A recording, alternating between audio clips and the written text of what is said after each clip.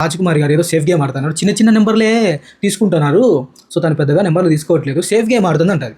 మన అక్క ఊరుకుంటుందే, మన అక్కకు మండి చిట్ట నా ఇదే కర్త చెప్తా అనేసి రాజకుమారి యొక్క స్ట్రాటజీ ఆడ భలే వనికొచ్చిందని చెప్పింది. భలే వనికొచ్చింది అని చెప్పొచ్చు. ఎందుకంటే మన అక్క కొంచెం చూసుకొని మళ్ళీ చెప్తుందనమాట. నువ్వు ఎట్లా అంటే, నేను చూసుకున్నాను గాలి కొట్టేటప్పుడు నాకు అర్థమైంది ఎంత ఇంకా పగిలిపోయే స్టేజ్ ఉందా ఎట్లా అనేసి, అందుకే నేను రిస్క్ తీసుకుని నెంబర్ తీసుకున్నా, సో నా టాలెంట్ ఏదో అనేసి అందరూ మూసుకునేటట్టు మాట్లాడిందబ్బా. అంటే ఆడ రాజకుమారి సేఫ్ గేమ్ ఆడుతుంది, తక్కువ నెంబర్ తీసుకున్నా అని చెప్పారు. అందరూ మూసుకునేటట్టు మొహం మీదనే చెప్పేసి నా సత్తా ఎదురు అరే అన్నట్టు చెప్పింది అనమాట రాజకుమారి అక్క. తగ్గేదే లేక నువ్వు అన్నట్టు. నిజం గ్రేట్, చాలా బాగా ఆడింది ఈరోజు అయితే. అక్క అంటే చాలా మందికి అక్కడ పర్లేదబ్బా. నిజం నాకు ఈరోజు అనిపించింది. తను గెలిచేటప్పుడు కొందరి ఫేస్లలో అయితే అందరు క్లాప్స్ కొడతా అంటే కొందరు ఫేసెస్ మాత్రము మాడిపోయి ఉన్నాయి. మీరు ఎపిసోడ్ చూసారంటే మీకు అర్థమవుతుంది కొంచెం అక్క మీద.